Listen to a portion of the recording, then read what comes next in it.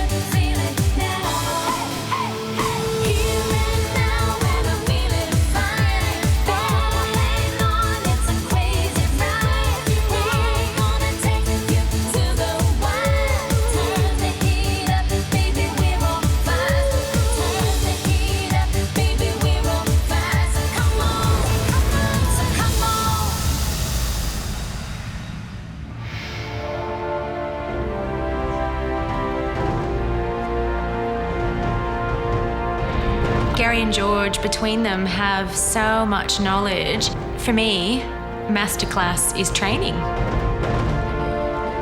Masterclass is probably the most relaxing time of the week for everyone. No one's going to get kicked off, but at the same time, we're all switched on because we're ready to learn from what George and Gary have got to say. Well, it's that time of the week again. Masterclass. Georgie and I's favourite day. We can get to put our jackets on and do a bit of cooking. You should be sitting there with an immense sense of pride. Top 18 amateur cooks in this country. We tested you this week, yeah? We put you through the firing line, but a week that I'm sure you'll never forget in your life. So let's remind ourselves of that bumpy and eventful week. You had the Indian-themed invention test. There's 2 parts to this challenge. One is the Indian part and the other part's the invention. And Joanne, Matthew, and Dom, of course, were our worst performers on the day. Dominic, I'm sorry, mate, you're out. Matthew, you lost a good mate, didn't you? Seeing him go out was, quite a hard thing because I was, in part, involved in that elimination process with him. So yeah, it was a tough day. Now, after all that, the next big thing on the list was, and look at Marion grinning there, was our French teen challenge. We had stars on this one, culinary luminaries. Michel Roux from the Waterside Inn in London, 3 Michelin stars. That's it, whisk. And also Tony Bilson, the godfather of French and modern Australian cuisine here in Australia. And they just need to rest now, okay? And then they'll become more tender. The judging panel was stratospheric. Tetsuya Wakada, Guillaume Brahimi, and you had Matt Preston. Now, of course, the red team lost, captained by Daniel, shattering. And unfortunately, what happened from there is the whole of the red team went through into elimination. This was a basic skills test, and the first one up was to make a Genovese-style pesto. Whoa. Daniel, Courtney, and Shani went through into the second round of that basic skills test, which was Name this herb. Courtney slipped up, and for her, that was the end of her journey here in the MasterChef kitchen. Phil, how are you feeling that Courtney left? It's a shame that such a talented, great cook and a beautiful person leaves this early in the competition. When George and I chatted about what you guys have done this past week and what we need to teach you, what we need to recap, one of the things that stood out was the invention test. It was really difficult for you guys to pick out the cuts and to butcher those down even further and know how to use them. I'm really excited about the goat. I just hope I can pull it off. Don't like it. It's dry and... The meat is chewy. So we've chosen 4 people that we think need a little bit of a boost in terms of gathering their skills and bringing them up to speed. Now that masterclass is with a very special chef, very experienced chef, somebody who runs one of the best restaurants in the country, and that's Justin North from Bacass. And you're going to go and have a private masterclass at Bacass. Now, those 4 people are Joanne, Daniel, Marion, and Jake. So, without further ado, you lucky 4, gather your stuff and get out of here. Make sure you take your notebooks. Brilliant. Good luck, guys. Enjoy. Enjoy your day. 2 months ago, I was answering phones in an office, and now I'm having a private masterclass with Justin North. He's a fairly major figure, and I'm really looking forward to doing this. Okay, first up on Masterclass, we're going to revisit the Mystery Box Challenge. You pull the lid off that mystery box and go, oh. But this was a good one. You had duck, raspberries, lavender. You had some great ingredients, and we had a good mix of dishes from all of you. Sky, you won that challenge. Yours was absolutely fantastic. You kept the duck breast whole, you didn't slice it. It was juicy, it was succulent, the fat was rendered beautifully, and you had this lovely crisp red cabbage salad. That was a good job. Thank you. So George and I have decided to do a duck dish, and we're going to split the duck and do it 2 different ways. We're going to use different parts, the leg and the breast. George, what's your dish?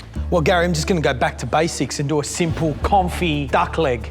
Serve that with simple lentils, nothing too extravagant, but a real tasty dish. Beautiful.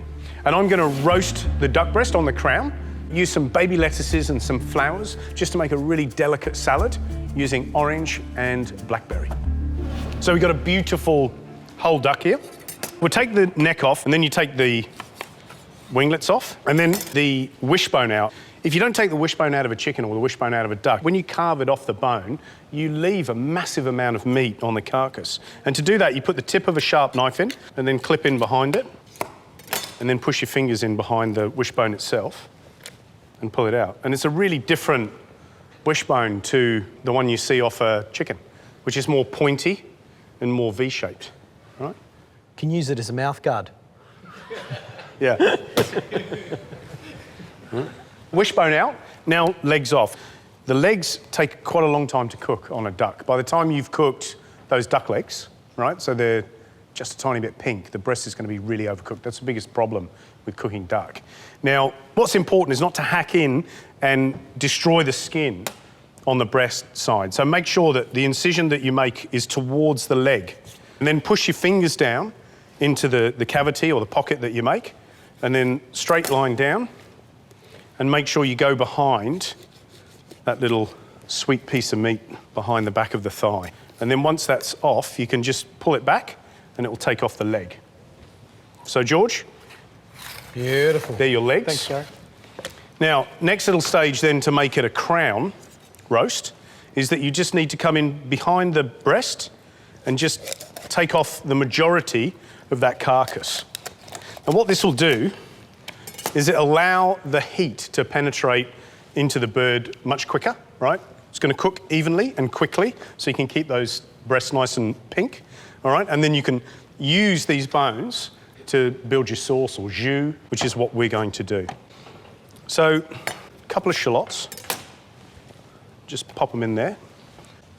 A little bit of thyme, just to put flavour into the carcass and also into the pan, which is quite important. Good pinch of salt. And then what I'm going to do is I'm going to score that skin. And the reason I want to do that is, even though this is not exceptionally fatty and I can see the flesh through the skin, is I still want to channel the fat away from the skin so it's nice and crisp, okay? And by scoring it, that's what it allows it to do. And then I'm just going to season lightly. And then for the pan, shallots, half a head of garlic, a little bit of thyme, and a couple of bay leaves. And then just a tiny bit of olive oil just to get it started, because you'll see you're going to get a lot of oil out of this. Now, a little technique that I'm going to show you is that put this on one side and put that against the side of the pan. And then you can turn that in, say, 4 or 5 minutes onto the other side, facing the edge of the pan. And then you can cook it for another 5 minutes, completely down on the breast. And you'll get the same render, because it's cooking it evenly on that pan surface rather than cooking it always up. And remember, if you don't render the duck, then we're going to run into problems. Now, Callum, can I borrow you? I just want you to come and look after this while it's browning. What I want you to make sure is that you get a really nice, even colour, even a little bit more than that, all over the bird, all right? Okay. So just the bones in at the moment, into the other side of the pan. All right? And what we're going to do is build a little bit of a gravy in the pan. So it's acting as a trivet while it's cooking, but then is adding flavour to the pan. So that's nearly ready to turn over. That's it. Carefully your fingers. So you see what it's doing? It's browning and rendering that side. Think about what you want.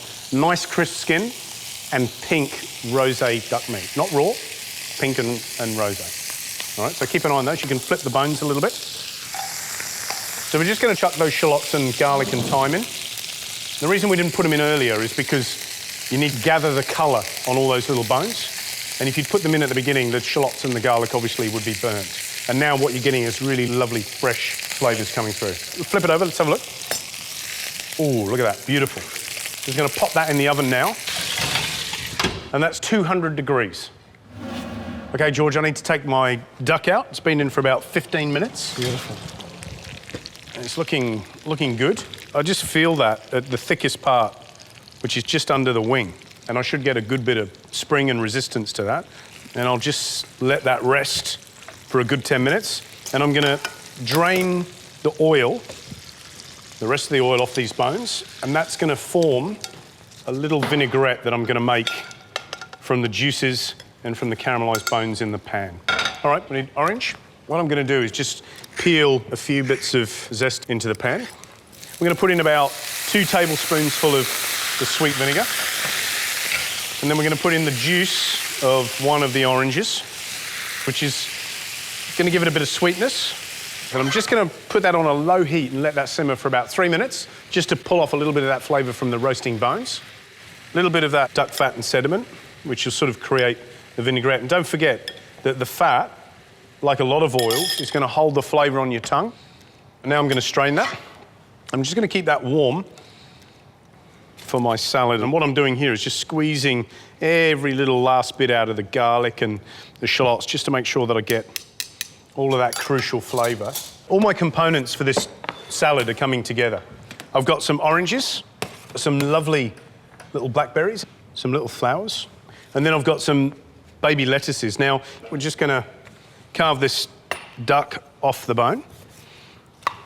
Because we've taken the wishbone out, remember, I can go straight the way down. If that wishbone was there, I've got to go round it, and you leave that big chunk of meat that's in there. All right, so I'm just following the meat really close to the bone, which is important. And don't forget, when you cook it close to the bone, then you get that lovely sweetness. And of course, it keeps its shape as well. This is perfect for me, right? It's just, you can see the heat's penetrated all of that duck. Now, I'm just going to carve that. Sorry, George. Oh. Gee, that is tender, very tender. George, it's coming. All right. Little chef's treats. And then what we're going to do is construct this salad. So first of all, this orange burnt butter mayonnaise, which I made earlier, which is a perfect accompaniment with duck. And then what I'm going to do is just use these baby leaves just randomly along the plate. And then some little flowers. So these are violas, and then these are marigolds. What people forget is that flowers have been eaten for thousands of years. A couple of chunks of orange, a few blackberries. And then just before I put the duck down, I'm just going to this little orangey, sort of sweet vinaigrette. Tiny little bit over the lettuce, tiny bit. Because it's really meaty, you don't want to slather this. It's very delicate, very beautiful. And then just drop in some gorgeous little bits of duck.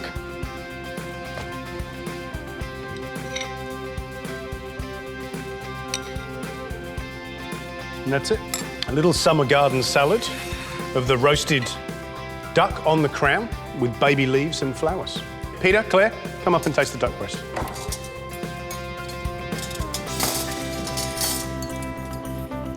I'm so happy you picked this.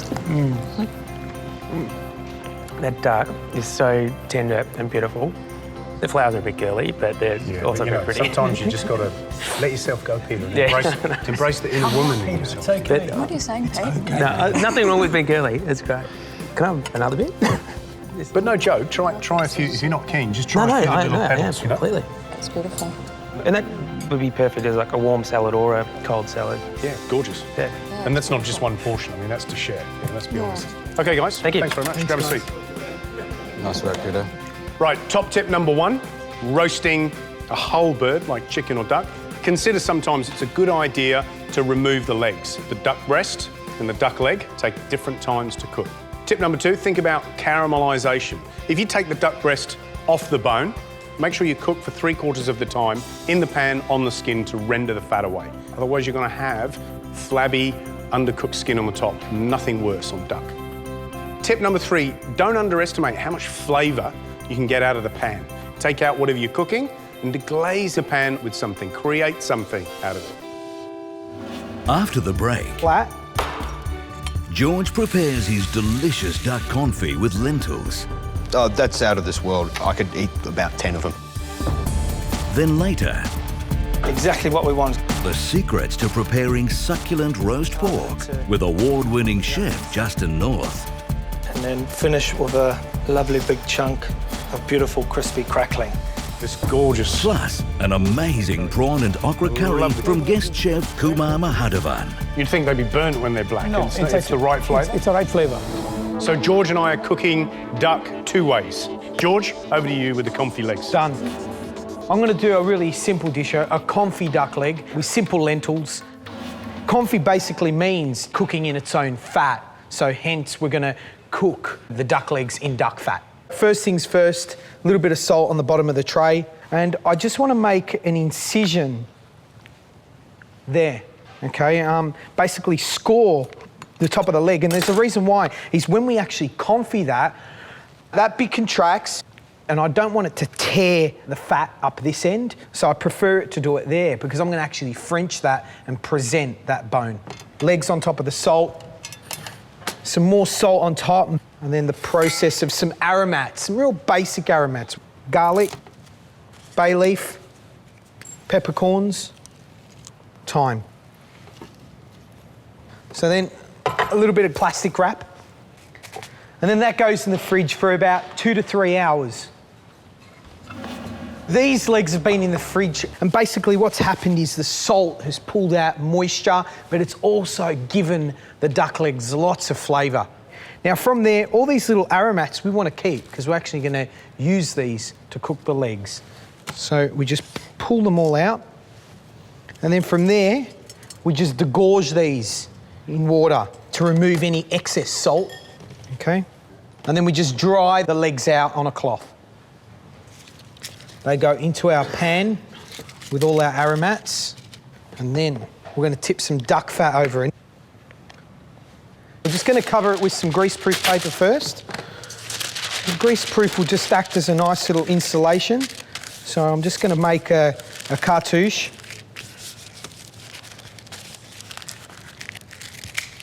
Put a little hole on it so it breathes, and so it can see out through the top.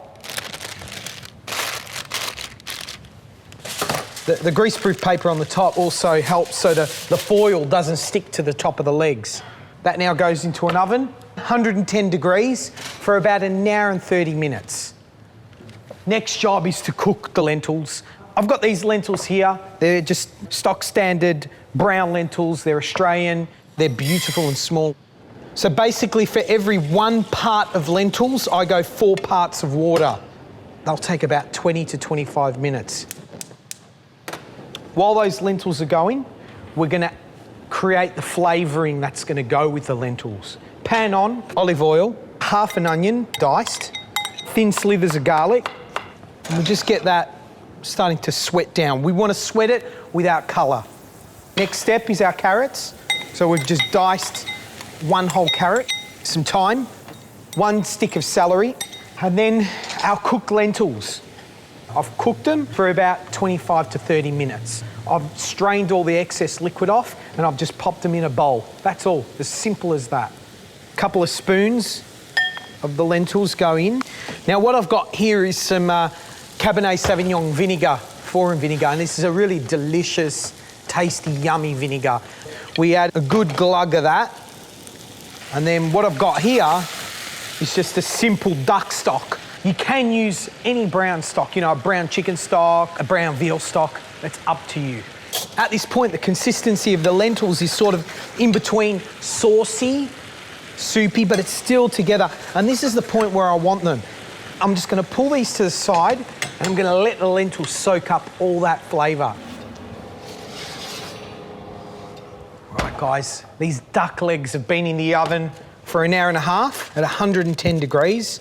The essence of confit is that when you pull it out, there should be no bubbling. If it's bubbling, it means it's frying them. But what we're gonna do is basically take these out and these go into a fridge. We're gonna let these cool down and then we're gonna clean them up. These are our duck legs that have been in the fridge for about half an hour, 45 minutes, chilling down. And what we're gonna do now is just trim them up so they're nice and presentable. Just trim up this presentation bone. When I take the knuckle off, end of the board, all right, nice and flat. Now it's time to heat the duck confit back up and get that skin nice and crisp. Just a little bit of olive oil. Skin side up. There's a technique to reheat these legs back up, because if I throw these back into an oven right now like that, it's gonna dry up, all right? So what I wanna do is be able to get a balance of the duck leg being nice and moist and hot inside, but that skin, that cap on the top, nice and golden and caramelised. Right, at this point here, chicken stock goes in. Okay, and just enough to cover the bottom of the pan. And then some butter. And the butter's just gonna get a nice glaze on that skin. Some thyme leaves. And then into an oven, 210 degrees, for about 8 to 10 minutes. So you've got nice, soft, juicy confit duck leg, but crisp on the outside. We just need to finish the lentils here. So back onto the heat, add some fresh parsley, and then a few of these sour dried cherries, and that will just add some sweetness and some savouriness again to the dish. Stir that through. Over to our plate.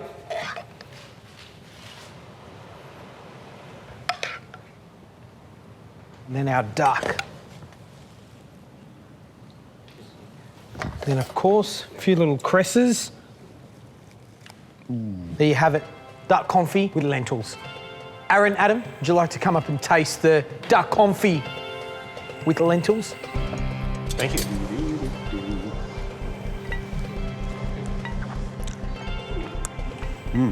Wow, that's amazing.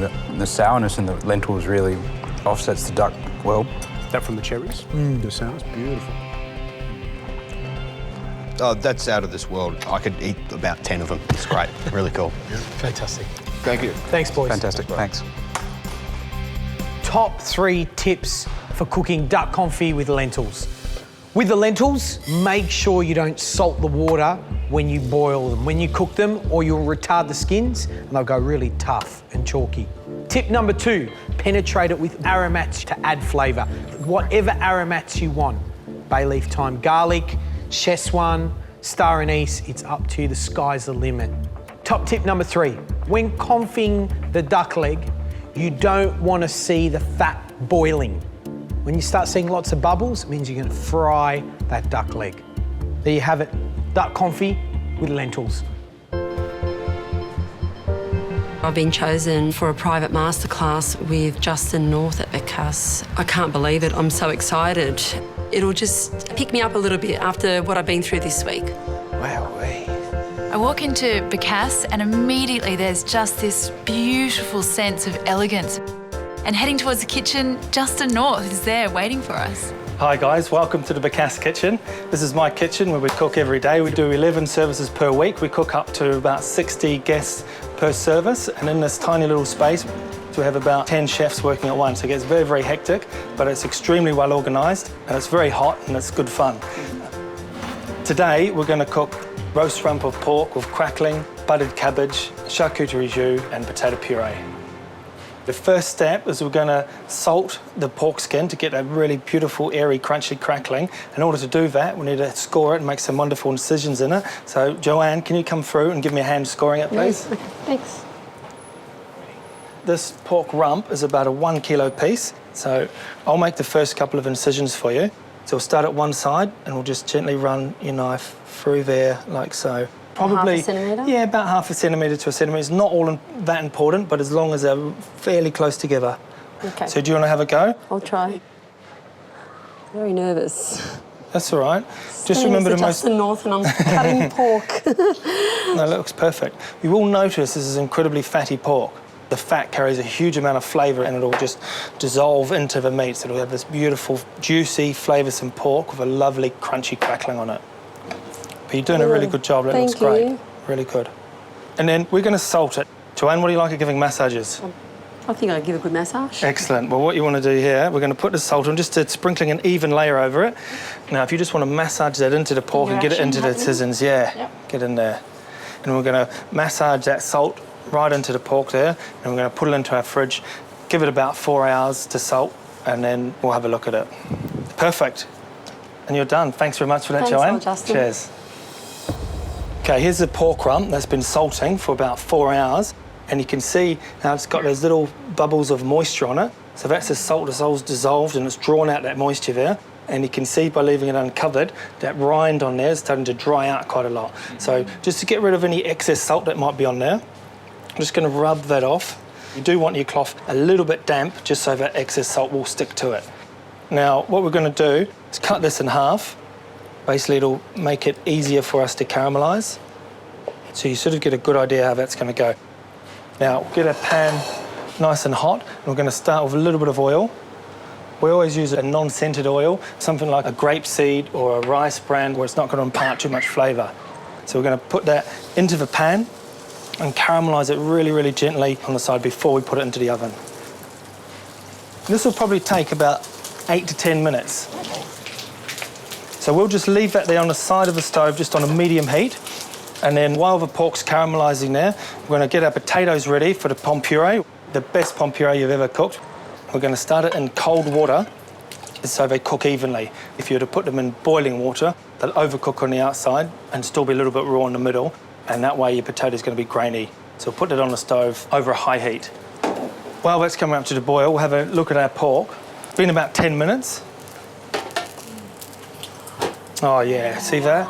Absolutely perfect. So that's exactly what we want. It's got a beautiful golden brown crackling all over it. Absolutely stunning. So we're going to put it on our roasting tray. And the reason for this is we want a nice, even caramelisation all the way around it. Okay, we're going to go into our oven at 190 degrees Celsius for about 25 minutes. What brings this dish all together is a beautiful charcuterie jus. Charcuterie covers all your cured meats, all your smoked bacons, your terrines, your pâtés, or basically everything that comes from your pork that's been aged and cured. And traditionally, to garnish that, you'd have something to catch that richness of the meat. So things like mustards and pickles and beautiful things like that. So that's basically where we get the name charcuterie jus from. We want to start with some lovely pork trimmings, about 300 grams.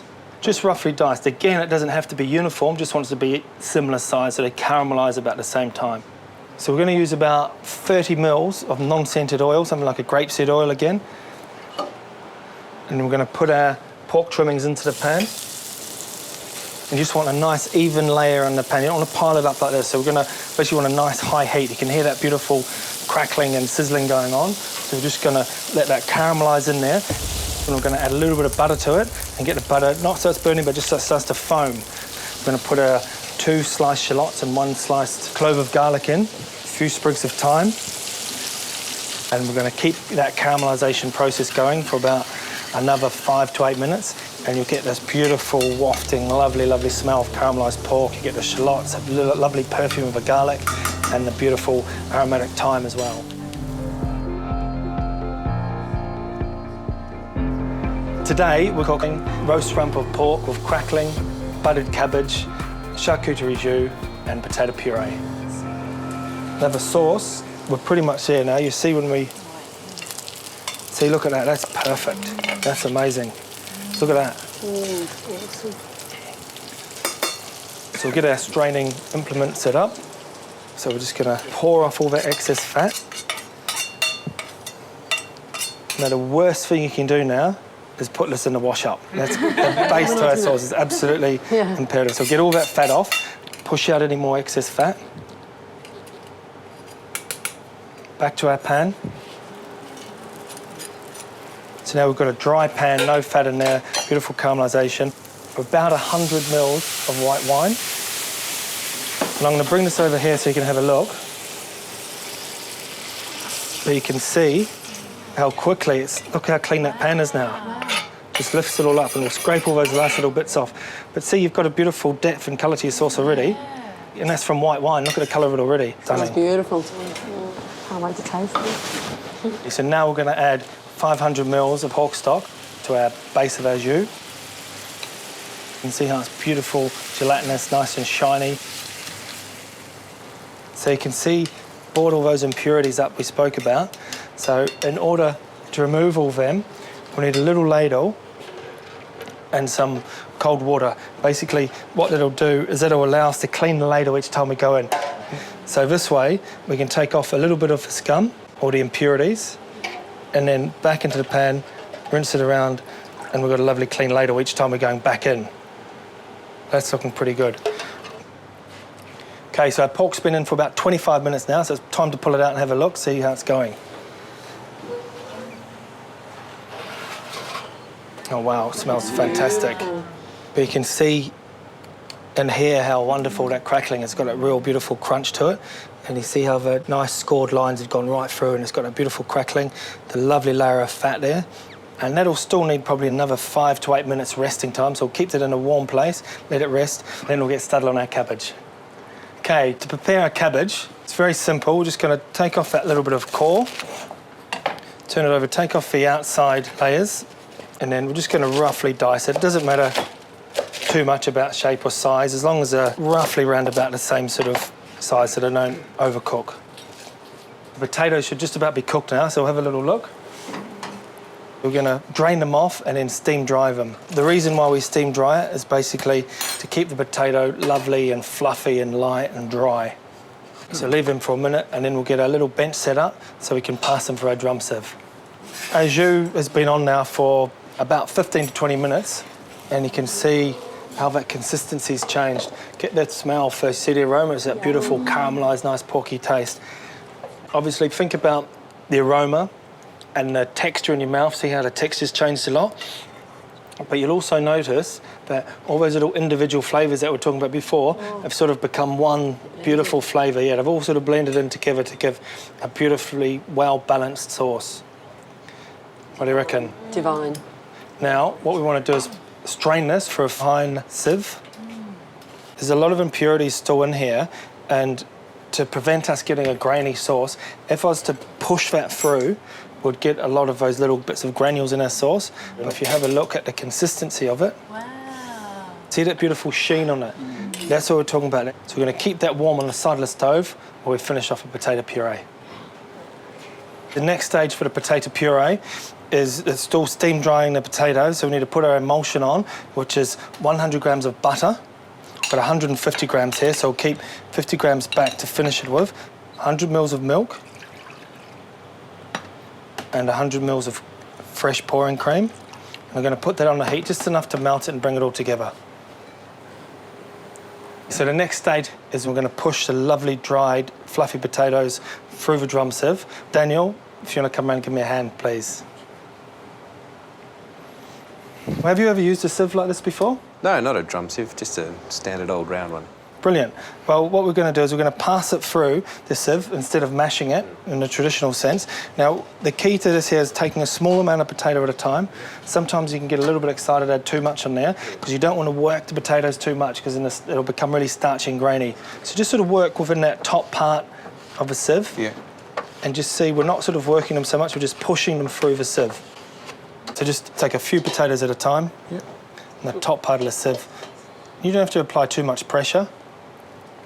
And with your left hand, just hold the sieve in place, that's right, and then just pushing it through in one sort of nice movement. Excellent.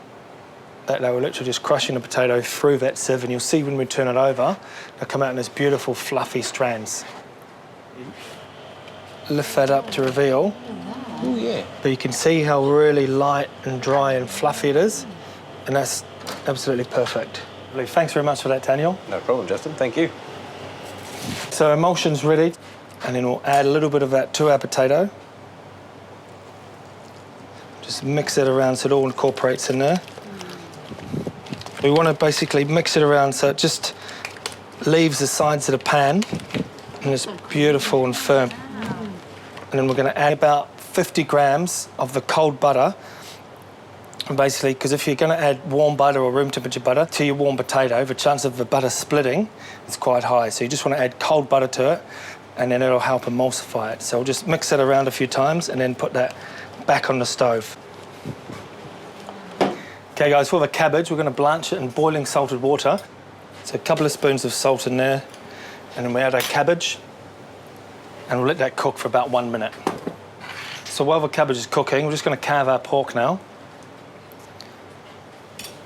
So first of all, we've obviously got that beautiful layer of fat through there, so we're going to take off a little bit of that. So take a crackling off first. And the pork's been resting for probably about 5 or 10 minutes now, and we'll take off that excess fat there. Of course, you can leave it on if you like a lovely bit of fat.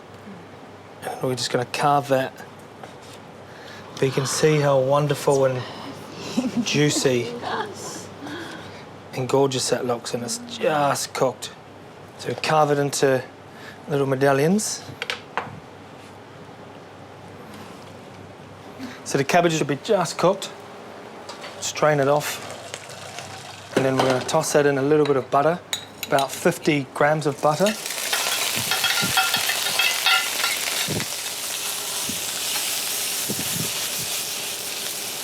A little pinch of salt, a little bit of black pepper.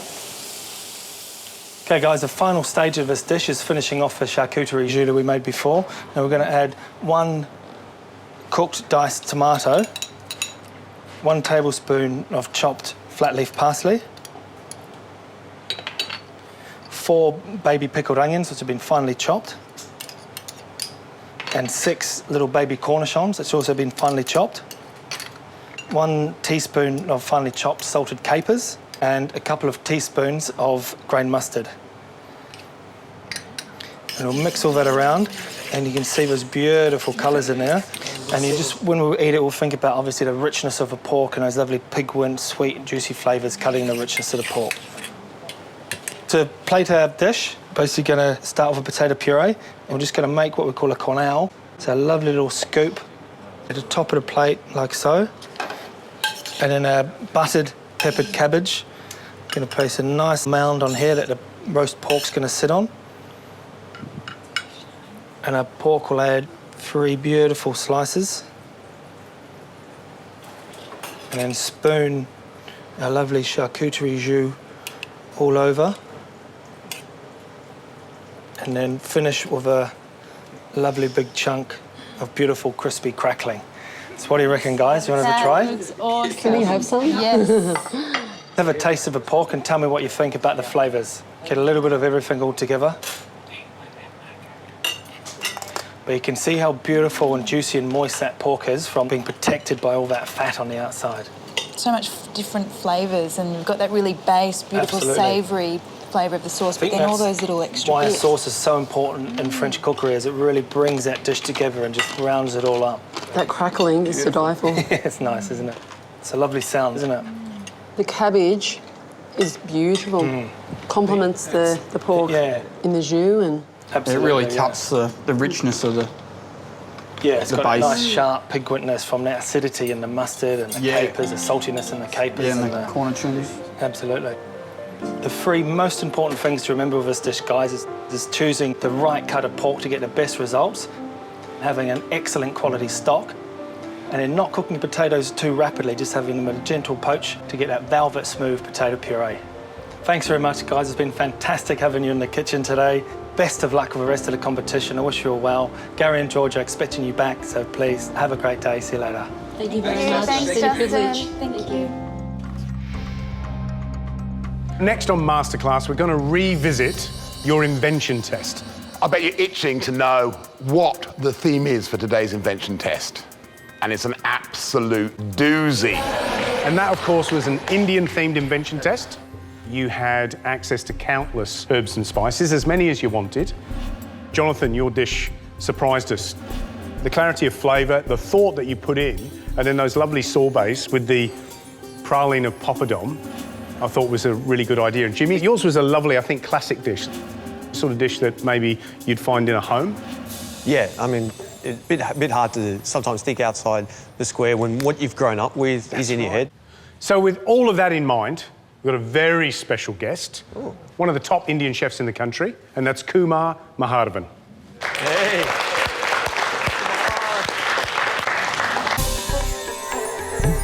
I'm Kumar Mahadevan, chef and owner of Aki's Indian restaurant, Woolloomooloo. The advice I would give to an amateur chef is to understand the flavor of each ingredient on its own, and then marrying the ingredient gives the best result. Kumar, welcome to the MasterChef kitchen. Thank you, Gary. Guys, Kumar. Now tell us something about your restaurants. What sort of food are you doing? We're doing traditional Indian food with a modern twist, and the flavors are quite contemporary. Now, Indian food is not Indian food, is it? There's lots of regional differences in the cuisine. What do you specialise in? Now, I'm from the native place of Chennai, which is actually the southern part of India. Indian food varies from region to region. Yep. As you travel north, the food gets a little bit milder and it gets more richer and creamier and nutty. Why is that? Why is it richer and nuttier and creamier as you go north? What's that? Is it the climate? The climate. Okay. The climate. Tell us what we're cooking today. It's called as Era Vendakya Korambu, which means Era means prawn, Vendakya means okra, Korambu means the gravy. So it's prawn, okra, tamarind curry. What's the first step? What we're going to do? The first step is we're going to start doing the tempering of a dish. So we throw the spice on the hot oil to release the flavors. This is the unscented sesame oil. Unlike the Chinese cooking, this got no smell. Because in Chinese cooking, you use sesame oil to with the flavour. Season. You know, it's right. like salt and pepper at the end. You put a little bit of sesame oil in. So oil in the pan first of all. Oil in the pan. And then what are the three spices that you've got here? Okay, we've got black mustard seeds, whole cumin seeds, and fenugreek seeds. Okay. Now, there is an order in which you put this always. The mustard seeds need to be going in first. They need to crack open, pop. Only when they pop, you know the mustard seeds are cooked. Otherwise, they'll never cook. Okay. That is how you release the flavor of mustard. Next is fenugreek seeds. These dry fenugreek seeds should be used very small. In excess, putting in a curry, it'll make it bitter. Okay. Then is whole cumin. Yep. Okay, Kumar, so we put the sesame oil in. It's got hot. First thing in it? The mustard seeds. Mustard seeds. Black First mustard thing in seeds. is black mustard seeds. So about a teaspoon of those? Yeah. Oh, now we're getting crackle. When each and every mustard seed is cracked, it'll stop. And you do that first before you add anything else? Yes. And that's critical? That is critical. Now you add the fenugreek seeds. You see the quantity, it's less, half. Less, okay. Half. I put the cumin seeds. About a teaspoon? Teaspoon. And in goes the shallots. Then goes the shallots. We don't want the whole spices to burn. We only want them to sweat. Okay. I don't want to have a brown onion flavor in my sauce. Okay. So more of a sweet onion flavour, which you get from sweating slowly. So next, you're going to put the okra in. What are they? And how do you cook these things? These okras are, these are vegetables. They are slimy. So you don't boil okra.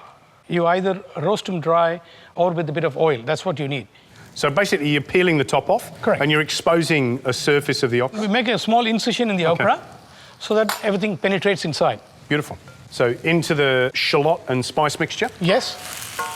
Now at this stage, I have not added any powdered spices. I don't want the powdered spices to be coated on the okra at this stage. Okay. Slightly season the okra. Yep. What we are trying to achieve here is drive the moisture out of the okra so that the sliminess of the okra is, we're driving it away. So how long are you going to cook that for? 2 minutes. Okay. And the okra will become a little bit softer. Yep. Because it is cooking in heat, the okra will continue to cook, so we can take it a bit earlier. So when the curry's finished, you still want it to have some bite to it, a little bit of texture. Yeah, a little bit of texture. So now what are you doing Now here? we're removing the okra and keeping it for finishing the dish. So you take the okra out and then you continue to make the curry Correct. around the That's right. shallots. Yes. So next you've got dry spices. What's going in first? The first is turmeric. About a teaspoon? Teaspoon. 2 tablespoons of coriander powder. And? 1 tablespoon of chili powder. Okay, and you just put that in and then you put the water straight on top. Straight in. So you don't cook those out? You don't cook this thing. So that's the difference between this and the Northern Indian cuisine. So how much water did you put in? About half a litre? Half a litre. Okay. Now we're going to put some tamarind pulp. It's like a pod, isn't it? It is it's a pod. Like a pod. It is a pod. Breaks down and then Yeah. they can sieve it, take out the stones or the seeds. Yeah, correct. And then you're left with a pulp. Yes. And in this case, this is been liquefied. I suppose they add water to it, so it's nice and easy to use. Nice and easy to use. Okay. So how much did you put in there? 150 ml. 150 ml. So in with the tomatoes. Please. And we've got 2 vine-ripened tomatoes there. Yep. They go in. And then what happens next? Now we cook this sauce for about 10 minutes on medium heat. Okay. We don't want the heat to be too high. This sauce at the moment is raw. The flavors are raw because we have added the powdered spices in water. They need to cook.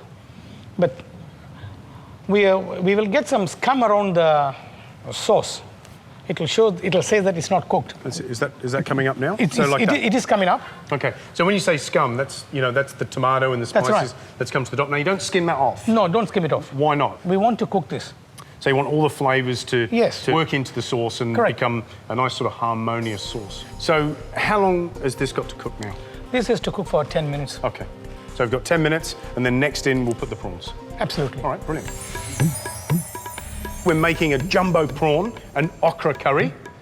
Now this curry sauce has been cooking for about 10 minutes. What do we do next? We need to balance the dish. There is one component which is lacking, which is the sweetness. Here the sweetness is coming from the prawn. Okay. So prawns to go in. Oh, that's beautiful. As you can see, all the scums settle. So everything's infused, it's cooked together, tomatoes broken down. And these jumbo prawns look absolutely amazing. What have you done here? You've taken the legs and the shell off the back, but left the little tail. That's right. I want to cook the dish with the head so that it gives a nice flavor to the sauce. Okay. We're not using a stock. The heads of the prawns are going to enhance the flavor of the sauce. Brilliant. So prawns into the curry sauce? Prawns into the curry sauce. Can you substitute other proteins or other seafood? You can use fish. You can use calamari. Yep. You can use octopus. It's not a problem. Okay. Any form of seafood will go very well with this dish. Okay. We add a little bit of seasoning. Yep. Lid on. So our prawn curry's cooking. Yes. Prawns are in. That takes how long? About 5 to 7 minutes. 5 to 7 minutes. So in the meantime, we've got something else to do. What are we making here? We're making a ground paste of freshly grated coconut. Yep. And this is roasted chana dal. Okay. What's chana dal? Explain Chana what dal that is yellow split peas, but this is dry roasted and split. It's got sort of a toasty, Yes. sort of mealy flavour, which Correct. is lovely. This will add some richness and body to the sauce, is Yes. that right? Okay. So we've got a couple of tablespoons of the chana dal. Yes. And there's about a cup and a half of fresh coconut. Correct. Right? And then you put how much water you think Probably it needs half a litre of water to there. spin? So we don't want to put too much water to grind with because Okay. So it's they will not become smooth. All so right. if it needs more water, we can always add later on. Okay, so we're looking, it's like a milkshake. It's like a coconut milkshake with a bit of chana dal in it. Right, here we go.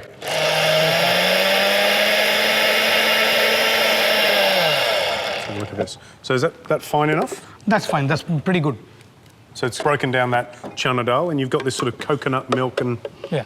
Yeah, it's like a toasty Yes. sort of smell to it. All right, so what's next? We are going to open the prawns. Yep. As you can see, the prawns are changing the color and they're becoming a little bit more cooked through. And that's really changed the smell as well. Yes. Like it's sweeter, and it's getting richer as it's cooking. At this stage, we add some fresh curry leaf. Lovely. And we add the ground paste. So it's going to add some creaminess, some depth of flavour, and a bit of texture as well, because you've Yes. still got that coconut Yes. inside. Oh, that's lovely. All right, so a bit of a stir around. Yes. When does the okra go back in? The okra should go in now. Okay, so okra in it goes. Okra it goes. Yep. Lovely. Put the lid back on. And then you've got sesame oil. Unscented Neutral. sesame oil. Yep, unscented. We're going to temper these red whole chilies. Now you're popping them into hot oil. What are you looking for now? What's going to happen We to want to change the color of this to black because that takes the bitterness out of the chilies. those? Okay. You'd think they'd be burnt when they're black. No, it's the right flavour? It's the right flavor. And so they've blistered up. They're starting to blister Yeah, up yeah. and change colour. Yeah. You're going to put the curry leaves in, and then you're And going then- to throw it in there. Correct. I'm going to put the lid on. Lid on. Wow. Gee, and that's like a last little, you know, punch of flavour? Yes. Fantastic. At this stage, do not open the lid for 2 minutes. So the flavors will seep through in. Beautiful. Nice little flurry right at the end. Yes. OK, so we're nearly ready to serve up. Let's have a look at this gorgeous, gorgeous prawn curry. Look at that. I love the colours. They're really vibrant. I presume nobody wants to taste this, do they? No. So what, hands up if you want to taste? Oh, funny. Right, OK. You know what I love is those really dark chilies as well, you know? Now I've seen you do it. Yeah. You know, I understand Yes. the reasoning behind it. It's not the chef overcooking the chilies. No. Kumar, that is an absolutely beautiful prawn and okra curry. And it just goes to show, and even for me as a chef, that you can produce some really tasty and gorgeous curries, and they're not too complicated. That is very, very simple recipe. That is the whole objective. We don't need to complicate it. Keep it simple, and it'll taste great. See, I always thought you had to put like 30 spices in. No. Jimmy, you're corrupting me. Right. Let's get a couple of people up to taste. Jimmy, Sky, and Jonathan, let's go.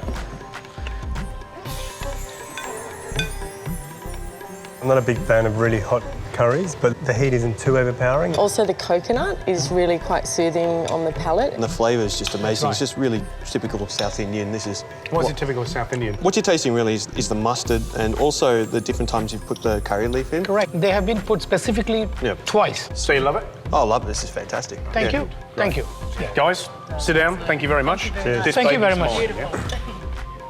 So, Kumar, that was a lovely, simple curry you showed us. Thank you. Can you give us your, say, 3 top tips for a great curry? Buy your spices in smaller quantities. Keep them in sealed containers so that they stay fresh. Next is understanding the spices. Do not over-spice your dish. And the last one is to temper the spices. When you temper the spices and finish it, it releases flavors and they retain the flavors. Kumar, thank you so much for coming in and showing us a beautiful curry. Guys, thank Kumar. Thank you so much indeed. Thank you. Thank you. Thank you. Earlier this week, you had a team challenge of a lifetime. It was the French team challenge, and you had some of the most amazing mentors and judges tasting your food. There were some fantastic dishes, but there was a couple of dishes that didn't really hit the mark. Yeah, a bit upset, to be honest. The creme brulee, it wasn't really a creme brulee. It was more like a soup. It was bruleed on the top and watery and runny in the centre. Yes, it probably did taste great in terms of flavour, but the whole essence of a great creme brulee is that crunch at the top and that sort of smooth creaminess underneath of vanilla. Carrie, Joanne and Philip were responsible for the creme brulee on the blue team. So Carrie, do you want to come up and give me a hand in making one? Well, I thought you might ask me to do that. Used to be one of my favourite desserts. So guys, we're just going to make a simple creme brulee. Nothing fancy, something that you should have in your repertoire. This is something that got given to me as an apprentice. I'll never forget it. It's been in my little dodgy red book, and I'm passing it on to you guys to keep in your book. Right, first step is we need to scald the cream, okay? So we've got 600 mils of cream. If you could tip that in there, that'd be great. Just make sure that you get all the little skerricks of it out. You know, another little tip is that you pop the lid back on, pop that under a hot running water, and then tip the rest out, because there's still cream in there. So we turn our gas on. And basically scalding means to bring something up to the boil. As soon as it comes to the boil, we turn the gas off. We've scalded it. Right, next step is to pop some vanilla in there. So we've got a whole pod. So I want you to split the pod in half, scrape the seeds out, pop that in there, including the actual pod itself. Stop for 1 sec, let me just show you something. So it's flat, all right? So run your knife through it, and then it means as you get to that point there, just scrape it. Scrape. And then that all goes into the... Next step is to whisk our egg yolks and our sugar. We've got 6 egg yolks all into the bowl and a 1/4 cup of caster sugar. Make sure you get every skerrick out. It's perfectly weighed. And I want you to start creaming the sugar with the egg yolks. And it might seem quite silly to do that, but you're actually cooking the egg yolks indirectly with the sugar, all right? So by whisking it, you're getting those egg yolks nice and creamy, which is an important process in making this creme brulee. The whiter the egg yolks become, the better you're going to end up with. You're going to end up with a really white, creamy, flavoursome creme brulee rather than an eggy one. All right, so the more you whisk, the better the creme brulee. All right, the cream's just about scalded, and that's fantastic because what's happening there is that vanilla's penetrating into that cream. And at this point here, we flick the gas off. We're going to tip the cream into the eggs. All right, so we need to work quickly. It's always good to do it with someone. If you haven't got someone there to help you, a little tip for you is grab a tea towel, wet it, lift your bowl up, and create like a little socket. Pop that there, and I want you to do this on your own, okay? Grab that and slowly tip it in. The tea towel just stabilises the bowl and supports you. All right, yep, get it all in. Quick, quick, quick, quick, quick. Right, next step, I'm going to get you to pass that through the sieve. All right, hold it up. So we've just strained out that whole vanilla pod, yeah? And if there's any cooked egg yolk in there, that's gone as well, all right? Next step is to fill our moulds up. Just some souffle moulds. We haven't done anything to them. We've lined the bottom of the tray with a towel, okay, a cloth. You can put a piece of cardboard in there. It's always good when you're cooking something in a bain-marie in the oven is to elevate it a little bit. Give it some protection, all right? That on something hard as this steel product here, you're just gonna get it, it's gonna get really hot on the bottom of the brulee, all right? There's air bubbles there, yeah? We don't want those air bubbles to go in there because when that goes in the oven, you're gonna end up with all these air bubbles on the top. So there's two ways to get rid of them. Blowtorch, and you get rid of them like that. If you haven't got a blowtorch, tip it into a plastic bag and seal it, remove the air, and then tip your mixture in, and that will remove any air bubbles whatsoever. Little tricks pastry chefs use, yeah? We need to fill up the tray with some water. What we want to do here is maintain those temperatures. So we've got a warm mixture there. We don't want to put cold water in, so we need to put warm water in. And sometimes what happens if it's cold, it starts to separate, all right? All these little things are extremely, extremely important. Yep, about a third up. Fantastic. All right, and let's start filling up. You want to grab the other one and fill up the other two? And we pretty much go right up to the top of that lip, about there. Next step is to foil. Shiny side down? Shiny side down. What does the foil do, George? Look, the foil is there to protect the top of the brulee so you don't get a crust on it. That goes into an oven at 120 degrees for around 30 to 40 minutes.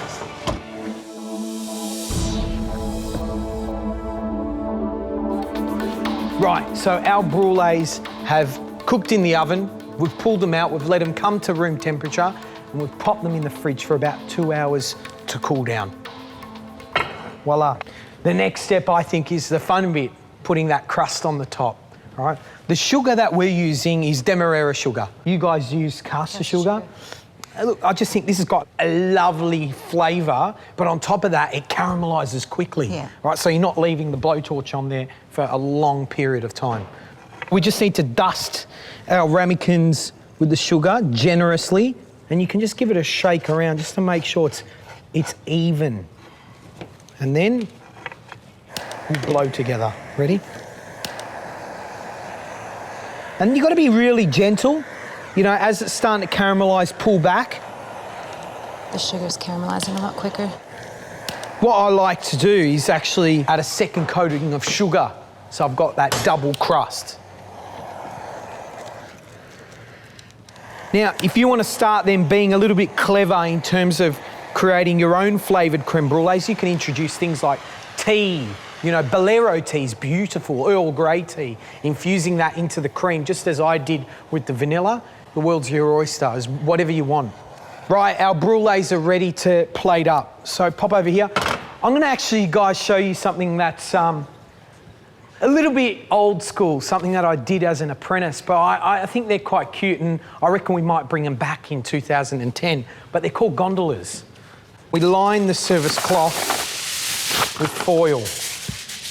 And the foil acts as a stability for this gondola. We create an aeroplane.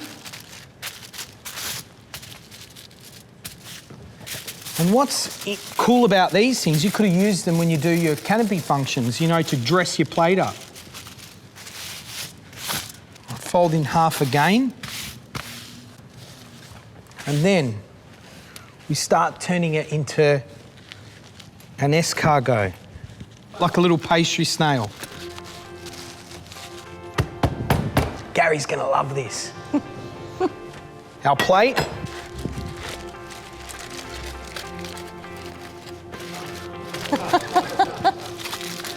And then, and there you have it, creme brulee. Philip, do you want to come up and taste? Love to. Come on. Carrie, you're going to have a taste as well here. Thank you. Awesome. Off you go. Cheers. Ooh. Oh, that's what it... It's unreal. That's good. The flavour's really nice. I think ours was overly sweet, but with this one it's not as sweet. You're getting more taste of the actual vanilla itself, and the caramel on top it's a bit thicker and it's got a more raw sugar taste. Yeah, it's just as you want a creme brulee to be. You just break through that initial caramelised sugar layer and then you just get a creamy custard underneath, but there's not a hint of egg. It's just creamy, vanilla, beautiful. It's not too sweet It's not either. too I sweet. think that's important. Desserts don't need to be sweet, you know, it's got to be this neutral sort of, just hint of, you know, sweetness, not overly powerful and like condensed milk. And it's set, which is... Yeah, I mean, look at it. Take it with you. Philip, thank you. You can take that with you. Oh, beautiful. Carrie, Thanks. thank you so George. much, man. Thank you. You made a creme brulee. I know. Yeah, man. Yeah. George, what's the gondola? Just for you, Haven't Gary. seen one of those for 20 years.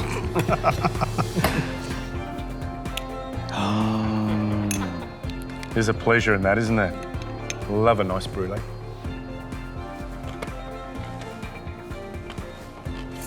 Oh, Not hard, is it? Georgie, that is delicious. And Carrie made it. Well, it's good. It's not hard, is it? It's not hard. So now you know there is no excuse from now on to do a perfect brulee or even a perfect brulee in something else. They're the future. Everyone now are going to do these at home. Oh, can you 2010, year of the gondola. So that's it for another week. Masterclass, the joy of watching George and I cook for a change. And of course, setting you up for another week of success. But we're all hungry, so come forward, grab a dish. We'll have a glass of wine. Good timing. Timing, huh? Welcome back, guys. Oh my God.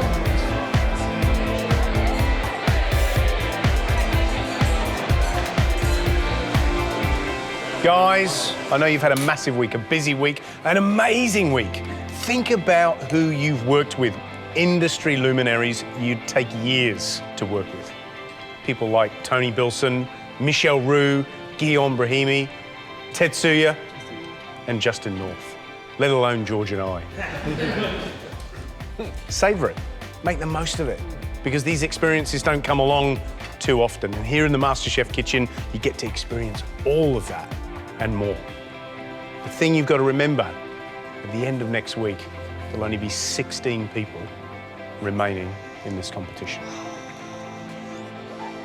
I think something you guys need to not forget is you're here because you want to change your life. Focus, stay strong. The important thing is keep motoring on, hopefully clinch victory. Cheers, everybody. Cheers, guys. Till next week. Cheers, George. Cheers, Gary. Next time on MasterChef Australia. A new week means new surprises. The 18 remaining hopefuls kick off a big week with the mystery box. I've got to do something good with this one. Then It smells like I'm at the Cooking Olympics. it's triple the action as the amateurs team up for an international themed invention test. Yeehaw! Let's go, Georgie. Which country's cuisine will reign supreme? In our minds, we cannot lose. At stake for the team with the least impressive dish, elimination. problem with this dish is you haven't really done all that much. I just feel gutted.